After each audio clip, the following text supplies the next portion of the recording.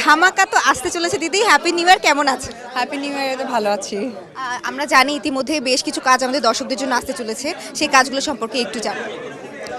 দুর্বারের দুটো poster I think social মিডিয়াতে খুব ভাইরাল হয়েছে।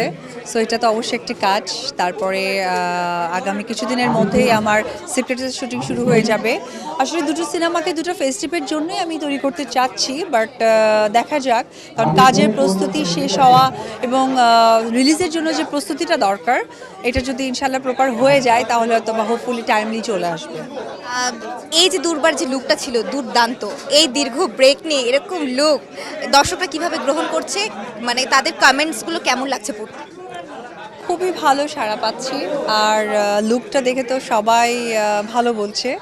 তবে সিনেমাটার এইটুকু বলবো যে আমি আমি একদম নতুনভাবে এখানে প্রেজেন্ট হওয়া, একদমই নতুনভাবে, মানে আমি যেটা বলেছিলাম এর আগে কখনো অপু বিশ্বাসকে এইভাবে দর্শক দেখেনি বা অভ্যস্তও না। অপু বিশ্বাসের একটা কমন প্রশ্ন, মানে সবার একটা থাকে দর্শকদের, যে অপু বিশ্বাসকে কবে আবার শাকিব খানের সাথে দেখা যাবে। আমরা জানি ইতিমধ্যেই বিভিন্ন নায়ক ইন্ডাস্ট্রিতে কাজ করছে। অপু বিশ্বাসের পছন্দের সিলেক্টিভ কোনো নায়কের ক্যাটাগরিজ আছে কিনা সিনেমার জন্য, যেহেতু সিনেমাতে আমরা দেখছি না অপু বিশ্বাস? না না না, আমার সবার সাথে আমার গল্পে বা প্রযোজকের প্রয়োজনে যে আর্টিস্ট প্রয়োজন সেটাই ইম্পর্টেন্সি। সো এখানে থাকবে কেন, কারণ সবাই এত ট্যালেন্ট অ্যাক্ট্রেস বাংলাদেশের। সো কারো থেকে কেউ কোনো কিছু কম না। একটু ছোট করে জানবো, এবারে নতুন বছরটা কেমন কেটেছে, কোথায় সেলিব্রেশন হয়েছে? বাসায় নর্মালি কেটেছে। আসলে আমার কাছে এরকম বছর নিয়ে কোনো প্ল্যানিং থাকে না। আমার কাছে মনে হয় যে ঠিক রেগুলারের মতো যেমন রাতে ঘুমাই, সকাল হলে আর একটা দিন শুরু হয়, ঠিক ওরকমই কেটেছে।